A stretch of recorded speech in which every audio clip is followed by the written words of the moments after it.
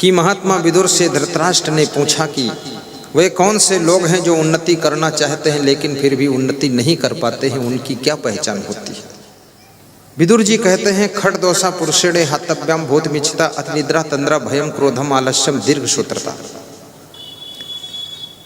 6 चीजें जिस व्यक्ति में होती हैं वो व्यक्ति योग्य होते हुए भी विकास नहीं कर पाता है। नंबर 1 अति निद्रा, जिसमें अति नींद लेने की आदत है। जितना टाइम मिल जाता उतना ही रजाई ओढ़े सोते रहते हैं। न पढ़ना है, न लिखना है, न घर का काम करना है। उनका नाम ही सोने लाल है, सोना देवी, वो सोती रहती है। और कितने सास बहू में सोने के कारण ही झगड़ा होता है, कितने बाप बेटों में सोने के कारण ही झगड़ा होता है।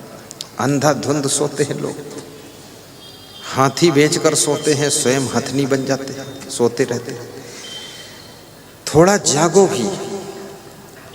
7 घंटे से ज़्यादा यदि आप सोते हैं तो समझ लो आप अपने परिवार के साथ, शरीर के साथ, समाज के साथ अन्याय कर रहे हैं, देश के साथ। और 6 घंटे से कम सोते हैं तो आप अपने शरीर के साथ अन्याय भी कर रहे हैं, क्योंकि आपका शरीर विश्राम नहीं पाएगा। 6 घंटे गहरी नींद का सुख लीजिए और फट से सोइए, झट से उठिए।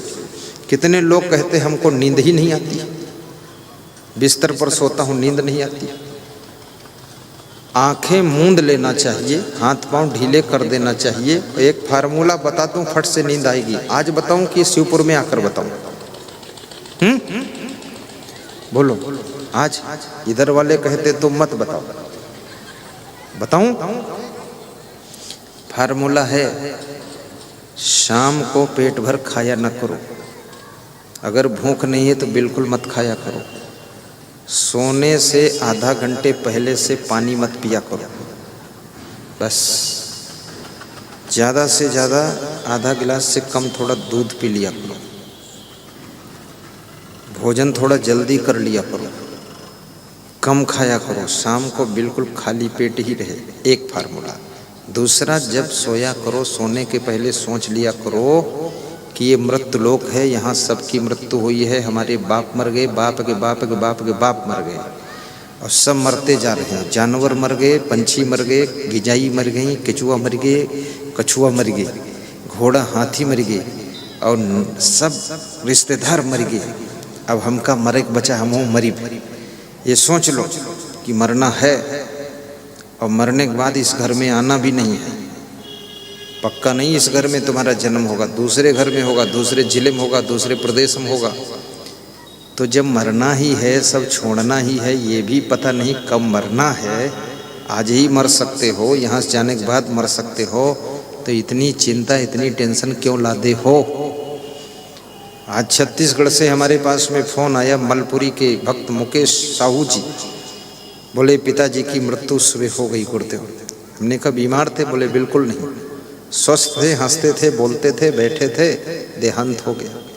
तो हमने कहा रोना धोना मत मुकेश, तुम धैर्य रखना। पिताजी की तुमने सेवा किया, सम्मान बढ़ाया, दफन कफन करो, शाम को फिर बात करूँगा। ये मृत्यु लोक है, इसमें कब कौन कहाँ कैसे मर सकता है कुछ पता नहीं। फिर इतना आफा काफा, इतनी टेंशन की सो भी ना पाओ, क्या फायदा? तो ये सोचो कि मौत होनी है, सब छूटना है, सब समाप्त होना है, और लेट जाओ, आंखें बंद कर लो, मूंद लो आंखें, हाथ पांव ढीले कर दो। न ठंडी लगनी चाहिए, न गर्मी लगनी चाहिए, इतना ओढ़ लीजिए जैसा मौसम वैसा। निश्चिंत होकर दरवाज़ा बंद कर लीजिए, मेन गेट में ताला मार दीजिए, चाबी अपने पास रख लीजिए, चिंता न रहे। कोई विचार मन में आता है, प्लानिंग आती है, डायरी में नोट करके रख दीजिए और निश्चिंत हो जाइए, और हाथ पांव ढीले कर दे, आंखें बंद कर लीजिए, और मोबाइल में यूट्यूब में प्रवचन चालू कर दीजिए। आप मेरा नाम सर्च करिए असंग। इसमें कितने लोग हैं जो मोबाइल के यूट्यूब में मेरा प्रवचन सुन चुके हैं? जरा दोनों हाथ उठाएं। Very good. Doctor JP Verma भी सुन रहे हैं, आप भी सुन रहे हैं, गौतम जी, बहुत बढ़िया। हाँ, सुनना चाहिए, इसमें कौन पैसा लगता है। उसे सब्सक्राइब भी कीजिए और शेयर भी कीजिए, प्रचार भी कीजिए। सब्सक्राइब से पैसे नहीं कटते हैं, सब्सक्राइब कर देने से फ़ायदा ये होता है कि वो प्रवचन आपके मोबाइल में सबसे फर्स्ट नंबर आ जाएगा जो लोड किया जाएगा। प्रथम तुम देखोगे उसको। और साथ में ये भी याद रखिए, दूसरों को भी बताइए प्रवचन सुनो। टीवी में 9 बजे रात को आस्था भजन चैनल में सुनिए, 6:50 पर आस्था चैनल में सुनिए, दूसरों को भी सुनवाइए। फिर आप हाथ पांव ढीले कर दीजिए, प्रवचन बजने दीजिए, आपको नींद आ जाएगी, आप सो जाइए। ये सोने का बहुत सहज तरीका है। अगर पेट में ज़्यादा भोजन है तो नींद नहीं आएगी आपको, आपका दिमाग ज़्यादा सोचता है फालतू तो नींद नहीं आएगी आपको। घबराया मत करो, ये सब नाशवान संसार है, यहाँ पर सब नश्वर ही है, कुछ भी नहीं लेना देना ज़्यादा है यहाँ।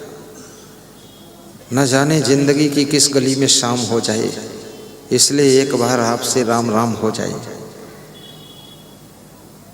उलझन में मत रहा करो, चिंता में मत रहा करो, इससे बीमारियां बहुत आती हैं। न धन साथ जाएगा, न मकान साथ जाएगा, न गाड़ी लाड़ी बाड़ी साड़ी खेती बाड़ी, कुछ भी साथ जाने वाला नहीं है। ये पुत्र पुत्री बहू कोई साथ जाने वाले नहीं हैं। इनको जैसे रहना है वैसे रहने वाले हैं। इनको अच्छी बात बता दो, संस्कार दे दो, समझे तो ठीक, ना समझे तो राम राम। आप निश्चिंत रहना भी सीखो, अपनी भक्ति करो, अपना कल्याण करो, अपना सुधार करो। तो जिनको अति नींद आती है वह लोग उन्नति करना चाहते लेकिन उन्नति नहीं कर पाते, अति निद्रा तंद्रा। और जिनमें ऊँघने की आदत है, जहाँ बैठते हैं वहीं जमहाई लेते रहते, मुंह फैलाते रहते, ऊँघते बहुत है, आंखें बंद करके ऐसे करते रहते, ऐसे लोग भी उन्नति नहीं कर पाते। गाड़ी चलाते समय ऊँघ गए, एक्सीडेंट कर दिया, खुद मर गए, दूसरे को मार दिया, गाड़ी बर्बाद कर दिया। ऊँघ गए, दूसरे के ऊपर गाड़ी चढ़ा दिया। ऊँघते हैं जो प्रवचन सुन रहे हैं समझ में नहीं आया, ऊँघते हैं जो मीटिंग हो रही कोई सेटिंग समझ में नहीं आई। विधानसभा में सोते हैं यहाँ के नेता, संसद भवन में सोते हैं यहाँ के नेता, जागो भारत, जागो सांसद, वहाँ खर्राटे मारते हैं। घर में सोते नहीं, वहाँ सोने जाते हैं। जब संसद भवन में लोग सोएंगे, विधानसभा में लोग सोएंगे तो देश कितना सो जाएगा, ये सोचिए। जाग करके होश में डिसीजन लीजिए। तो तंद्रा जिसकी रहती है, ऊँघने की आदत, वो भी उन्नति नहीं कर पाता है। अति निद्रा तंद्रा भयम क्रोधम, जो डरपोक स्वभाव का है उसकी उन्नति रुक जाती है। वो हर काम में डरा रहता है, आगे बढ़ता ही नहीं है। इसलिए निडर भी होना चाहिए। निडर होने का अर्थ नहीं कि अहंकार हो, निडरता अलग, निडरता हो लेकिन नम्रता के साथ हो।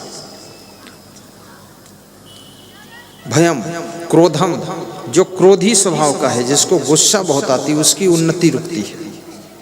क्योंकि क्रोधी आदमी का साथ देने वाले लोग नहीं मिलते, धीरे धीरे उसका साथ छूटता चला जाता है। सहनशीलता होनी चाहिए, गुस्सा को कंट्रोल रखो। क्रोध भयानक राक्षस है। सन नियच्छति यो बेगम उत्थितम, क्रोधा हर्षयो सा श्रियो भाजनम राजन यश्च आपत्स न मुह्यति। विदुर नीति में विदुर जी कहते हैं कि जो व्यक्ति क्रोध के वेग को, हर्ष के वेग को नियंत्रण कर लेता है वो राज्य और लक्ष्मी का अधिकारी बनता है, और जो क्रोध में आकर के कोई कदम उठाता है वो राज्य और लक्ष्मी से हाथ धो बैठता है। इसलिए कभी बेटे के ऊपर भी क्रोध आ जाए तो भी थोड़ा, सुबह क्रोध आए तो कहो कि शाम को बात करते हैं, थोड़ा टाल दीजिए। ये क्रोध बहुत बड़ा राक्षस है। क्रोधम आलस्यम, और जिनके पास में आलस्य है, 5वां अवगुण है, वह उन्नति तो करना चाहते, प्लानिंग बहुत बनाते पर कर कुछ नहीं पाते।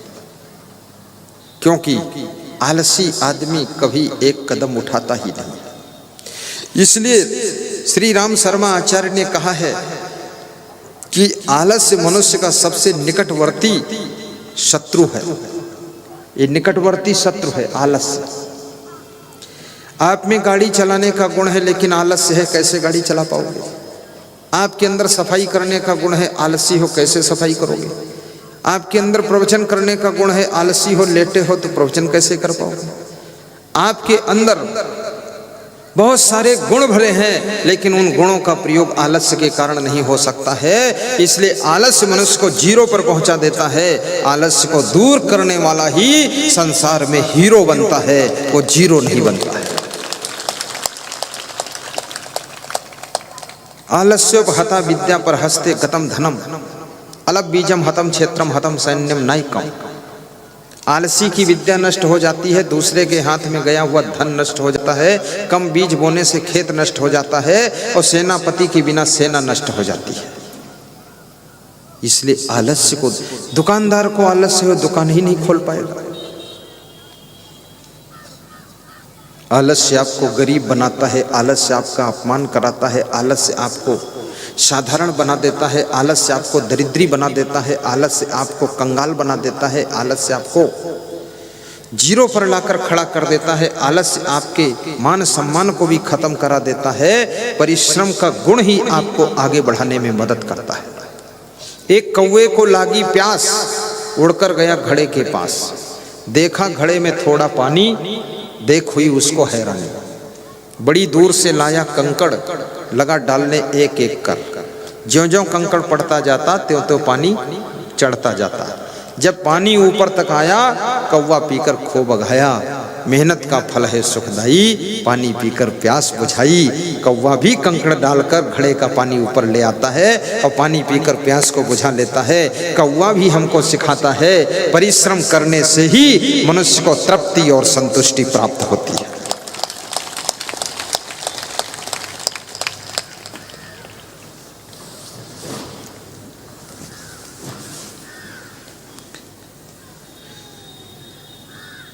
छठी चीज है दीर्घ सूत्रता। जो लोग दीर्घ सूत्री होते हैं अर्थात बहुत देर तक सोचते रहते हैं। एक आदमी के नाक में मच्छर घुस गया तो अपने मित्र से कह रहा था मेरी नाक में मच्छर घुसा है। मित्र ने कहा छिनक दो, फेंक दो, और क्या है? बोले विचार कर रहा हूं। इसमें विचार करने की क्या बात है? कार्यों को फटाफट भी कीजिए, डिसीजन भी समय पर लीजिए। उम्र निकल जाने के बाद में शादी का डिसीजन लेना, समय निकल जाने के बाद चुनाव लड़ने का डिसीजन लेना, और वक्त खिसक जाने के बाद में दुनिया में बहुत बड़े काम करने के लिए सोचना, ये सब व्यर्थ होता है। समय पर डिसीजन लीजिए, सही डिसीजन लीजिए। धीरू भाई अंबानी ने बहुत अच्छा Pacific medical college Rajasthan Udaipur में सेंटेंस लिखा था कि अच्छा सोचो। धीरू भाई अंबानी बहुत बुद्धिमान व्यक्ति था। किसी को किसी ने मना थोड़े किया है कि तुम धीरू भाई अंबानी ना बनो, रिलायंस तुम भी चला दो, ना रिलायंस चलाओ पिलायंस चला दो, कुछ चलाओ ना, करो, क्यों नहीं करते हो? अब धीरू भाई अंबानी को लोग बोलते हैं कि अरे बड़ा चालाक था। चालाक तुमको कौन मना किया? तुम उससे बड़े चालाक बन जाओ। तुम यूपी में लगा दो फैक्ट्री रिलायंस की, पिलायंस की, जिलायंस की। दिमाग है नहीं, करना चाहते नहीं हो, फालतू बात करते हो। टाटा बिड़ला को गाली बकते हो और स्वयं यहाँ कोदार संभाले बुद्धि नहीं। वह ले गए